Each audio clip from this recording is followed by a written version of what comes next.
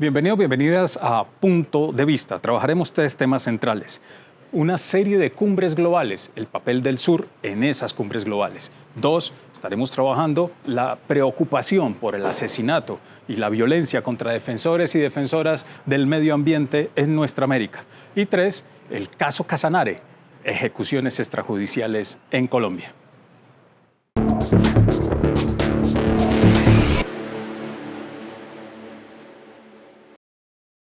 Tres cumbres globales, G20, G77 y la Asamblea de las Naciones Unidas. Tres cumbres en secuencia que dan cuenta, entre otras, de un cambio sustancial del nuevo orden mundial. El Grupo de los 20, el G20, es un foro que se realiza con el fin de buscar una estabilidad financiera, siempre marcado por la hegemonía de Occidente. En 1973, como respuesta al fenómeno del shock petrolero, la crisis profunda económica que se generó en esta década, países como Estados Unidos, Inglaterra, Alemania, Francia se reúnen para hacer frente a este fenómeno. Posterior, se unen a este grupo Canadá, Japón e Italia. Y ahí nace el G7. En 1998, el G7 convoca a otros 13 países con el fin de hacer frente a la crisis que en esa década nuevamente se presenta. Y en esta oportunidad convoca países más allá de Occidente. Ahí nace el G20.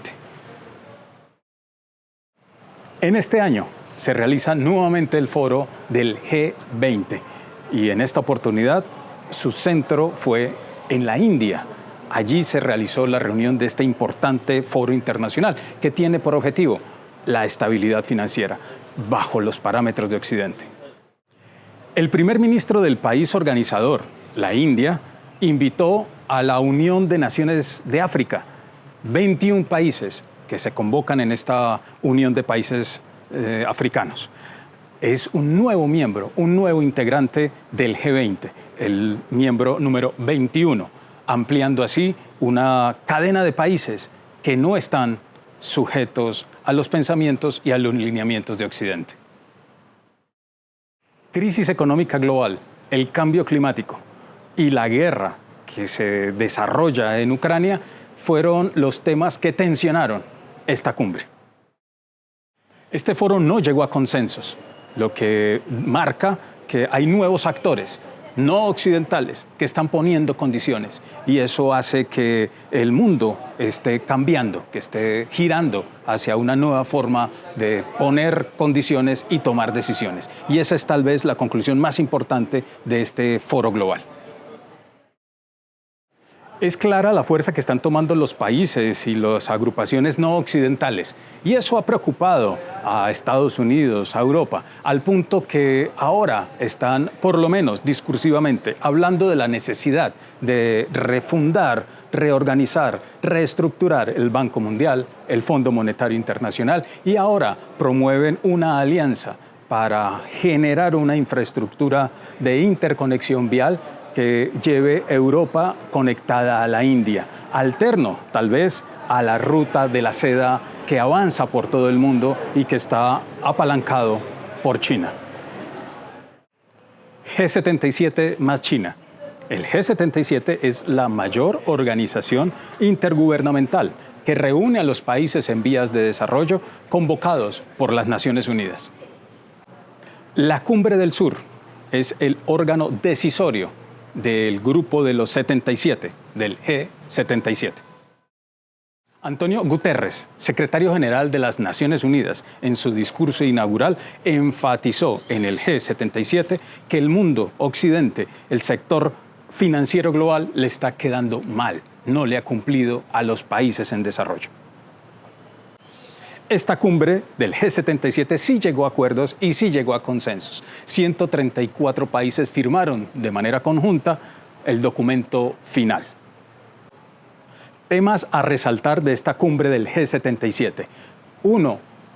liberar a los países que vienen siendo bloqueados, intervenidos de manera injusta, vulnerando los derechos fundamentales de sus pueblos por parte de los Estados Unidos y de Occidente, caso Cuba, caso Venezuela, que no siga implementándose esta estrategia como mecanismo de control frente a los países. Un cambio urgente en la estructura financiera global. El presidente de Cuba, Díaz-Canel, en su discurso inaugural de esta cumbre, reafirmó cómo estas medidas tomadas por el Fondo Monetario y el Banco Mundial vienen afectando desde hace ya décadas a los países del sur, empobreciendo y sometiendo a sus pueblos. Se comprometieron a impulsar el diálogo y las relaciones sur-sur. Acordaron seguir trabajando en esas relaciones sur-sur por el desarrollo de la ciencia y la tecnología como una apuesta por alcanzar niveles de desarrollo, de equidad en los pueblos del sur. Hacer frente a la crisis climática y cambiar deuda por acciones climáticas. A su vez, México anunció su regreso al G77, más China. El 19 de septiembre se realizó la cumbre número 78 de la Asamblea General de las Naciones Unidas. El mundo ha cambiado, pero nuestras instituciones no. Esa es una de las afirmaciones de Antonio Guterres, secretario general de las Naciones Unidas, frente a los retos que hoy, en un mundo que ha cambiado, enfrenta este organismo. De no cambiar y no hacer ajustes, afirma Antonio Guterres, se corre el riesgo no de solucionar problemas, sino de generar muchos más. Las reformas deberían empezar por el Consejo de Seguridad de las Naciones Unidas y continuar con ese andamiaje financiero internacional que hoy somete al mundo y sobre todo al sur a la pobreza. Guterres también recordó en su discurso inaugural que una de las misiones esenciales e históricas de las Naciones Unidas es conservar la paz. Es muy claro que no lo está cumpliendo. Algo que también queda claro en esta Asamblea General de las Naciones Unidas es que los objetivos a 2030 no se van a cumplir, los objetivos de desarrollo sostenible, las situaciones de la guerra, el hambre, la desigualdad, así lo reiteran.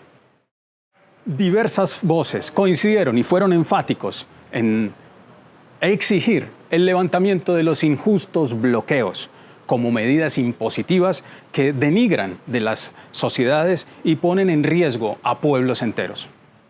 Nuestro país sufre un cerco real, una guerra económica extraterritorial cruel y silenciosa.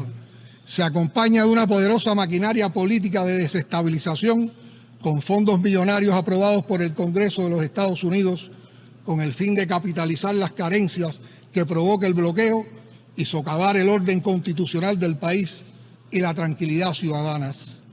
A pesar de la hostilidad de su gobierno, continuaremos tendiendo puentes con el pueblo de los Estados Unidos, como hacemos con todos los pueblos del mundo. Porque la ONU está anquilosada, empolvada, necesita una sacudida. Es pues un florero, una vitrina, es para ir a hablar allá, unos cuantos minutos de fama a los gobiernos del mundo, que yo no sé si los escuchan, cada vez menos. Enfáticos en afirmar que es necesario cambiar la arquitectura de esa estructura financiera global que hoy somete a los pueblos a la pobreza. Y afirmaron la necesidad de hacer frente a los desafíos del cambio climático y ponernos serios como planeta a decretar la paz global como la ruta y la solución. Tal vez sea necesario reformar o refundar las Naciones Unidas, en el sentido que se respeten los derechos de los pueblos y se tenga en cuenta la voz del sur global.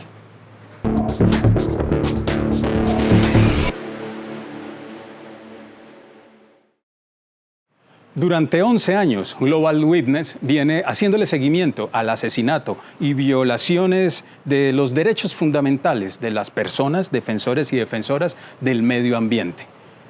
El mundo ha venido cambiando, pero lo que no ha cambiado es el asesinato y persecución contra los defensores del medio ambiente. El 88% de los asesinatos de líderes, defensores y defensoras del medio ambiente ocurrieron en nuestra América. Colombia, desafortunadamente, un nuevo año más en el que ocupa el primer puesto en el asesinato y violación de derechos fundamentales de defensores y defensoras del medio ambiente. Un informe de Global Witness que data de la situación del año 2022. Más de un tercio de la población registrada, de los asesinatos registrados, hacían parte de pueblos étnicos, población indígena y afro. De fondo está la disputa por la tierra, la disputa por el uso y la tenencia de la misma. La lucha global por el control de los territorios ricos en recursos naturales sigue en pie. Tal vez las formas de explotación colonial nunca se fueron y por el contrario hoy se exacerban mucho más por la crisis económica que existe a nivel global. Tenemos que luchar por nuestra cuenta. Es la expresión de los pueblos indígenas de la Amazonía y de las asambleas contra las rutas del saqueo del sur del continente.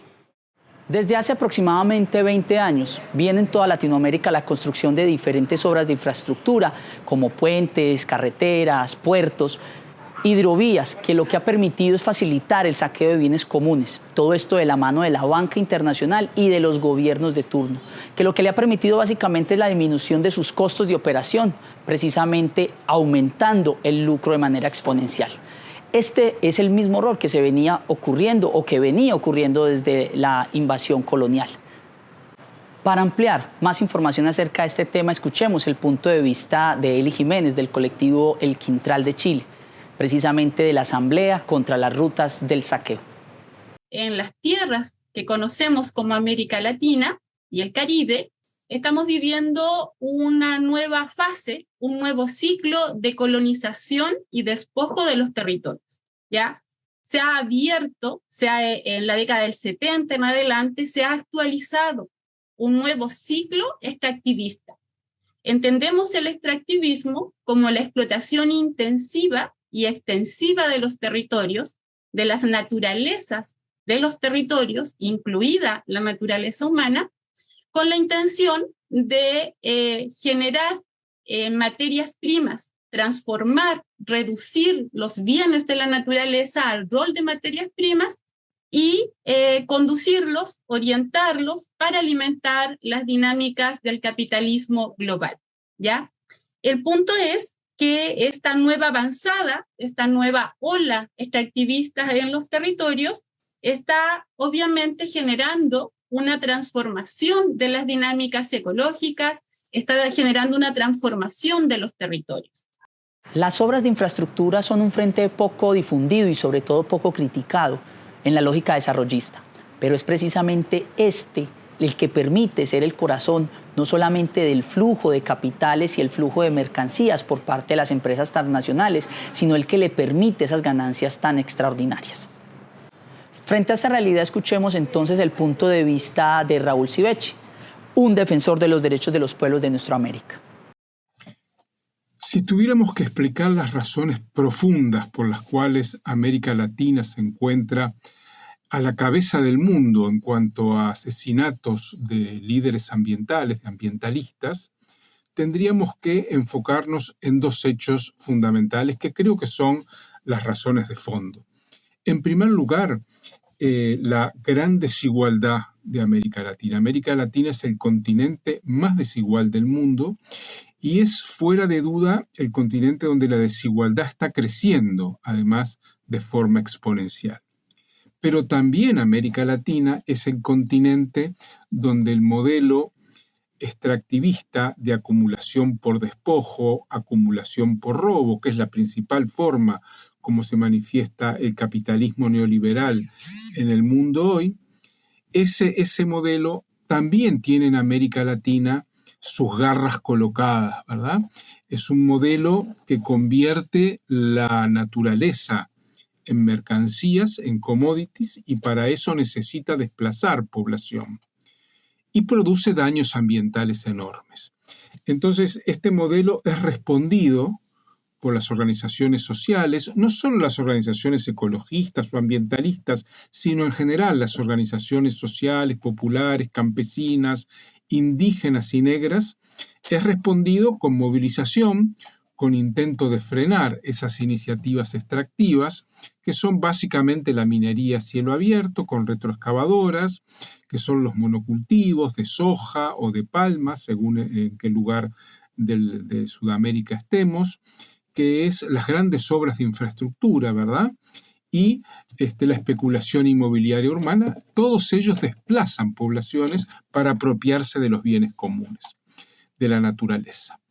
Entonces, cuando los movimientos intentan frenar este modelo agresivo con el medio ambiente y las personas, se encuentran que los hacedores, las empresas que encabezan esos emprendimientos, apelan, indirectamente por supuesto, a la enorme desigualdad existente en nuestro continente, desigualdad que genera impunidad, desigualdad que genera la capacidad de esas empresas de seguir haciendo lo mismo, incluso con violencia, como son los crímenes contra militantes, contra miembros de las organizaciones sociales que defienden el medio ambiente. Entonces, estos dos elementos conjuntados, enorme desigualdad, el continente de la desigualdad y el continente del extractivismo, de la acumulación por robo, por despojo, hacen que se junten, confluyan y se conviertan en un factor estructural, no coyuntural, estructural de la violencia contra las organizaciones que defienden el medio ambiente. Saben que tienen impunidad, saben que la desigualdad les garantiza impunidad y siguen adelante con su modelo sin ningún problema. Y esto, insisto, es un aspecto que hasta que no cambie el modelo de acumulación y la desigualdad imperante, van a seguir habiendo crímenes independientemente de quién ocupe el gobierno.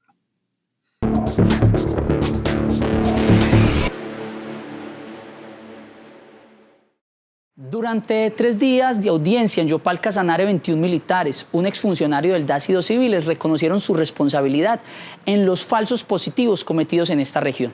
Comparecieron por cometer presuntamente 296 asesinatos de civiles y presentarlos como bajas en combate entre los años 2005 a 2008. El general Torres Escalante reconoció haberse vuelto el líder de una organización criminal. Ninguna de estas investigaciones arrojó resultados concretos y definitivos. Muchos, por no decir todas, facilitaron la impunidad de las ejecuciones extrajudiciales de personas inocentes.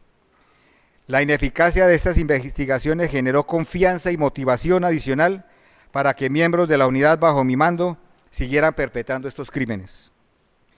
Debo señalar que fui irresponsable en el trato del señor defensor del pueblo regional Casanare, doctor Mauricio Mojica Flores. La evidencia coincide con otros lugares como Norte de Santander, Dabeiba y la Costa Caribe, siempre demostrando que existe un patrón criminal independientemente de la región donde se dio dicho fenómeno. El coronel Wilson Camargo Tamayo compareció y refirió: he evidenciado que la política de seguridad democrática del expresidente Álvaro Uribe fue una política totalmente nefasta.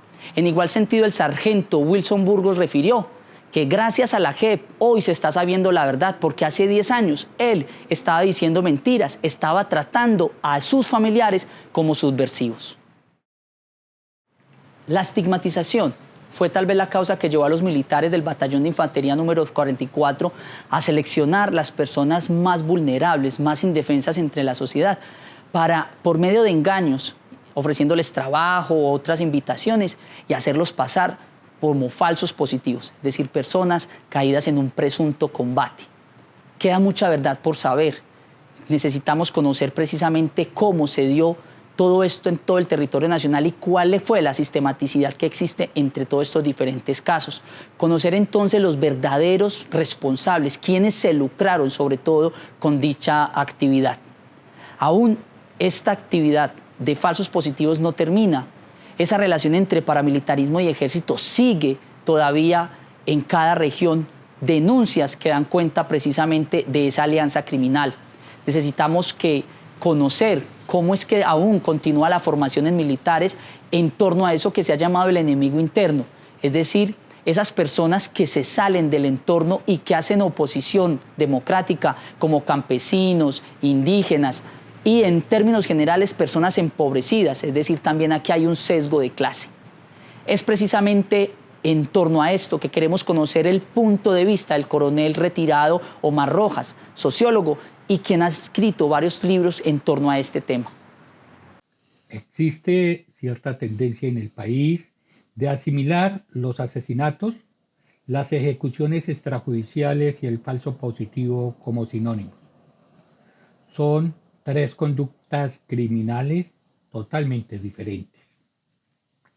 El falso positivo no es un eufemismo, es un dispositivo, una categoría criminal que hasta ahora comienza a revelarse no solamente en Colombia, sino en el mundo.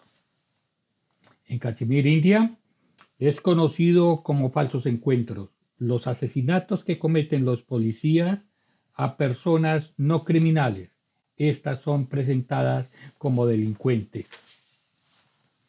En cuanto a Colombia, la Jurisdicción Especial para la Paz viene revelando lo que víctimas, abogados y defensores de los derechos humanos denunciaban. Las denuncias no eran escuchadas porque, entre otros, la justicia penal militar no investigaba, era cómplice. Por el contrario, ese órgano de investigación asesoraba a unidades militares y asesinos para adecuar el lugar de los hechos. Desconozco investigaciones, tanto judiciales y académicas, en las que se revele la participación directa de la justicia penal militar con los asesinatos y las ejecuciones cometidas por la fuerza pública. El subcaso Casanare saca a la luz pública cómo el antiguo DAS participó en el falso positivo recibiendo órdenes directas desde la Presidencia de la República. El falso positivo es un dispositivo de control social, coercitivo, de terror. Para ello, las instituciones realizan coordinaciones con grupos de terroristas y con la empresa para desviar la atención de la razón real por la cual agentes del Estado asesinan. Todavía se cree que este dispositivo se lleva a cabo para convencer que la guerra contra la FARC se estaba ganando.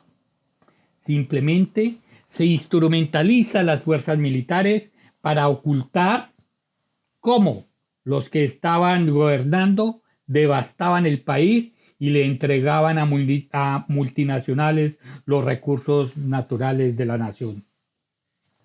Si bien es cierto que la verdad contada ante la JEP le permite a millares de víctimas a cerrar el duelo, se requiere de manera urgente la reestructuración de las Fuerzas Armadas, de la Fiscalía y de órganos de control. Si no hay un viraje para que se deje de adoctrinar a militares, policías y funcionarios judiciales, estos seguirán asesinando personas vulnerables y enviando a la cárcel gente inocente. No es gratuito que no solamente se conozca a Colombia por las drogas, sino por mercenarios formados en academias militares y de policía. Bien, hemos llegado al final. Nos estaremos entonces encontrando en una próxima oportunidad para seguir profundizando sobre nuestros puntos de vista.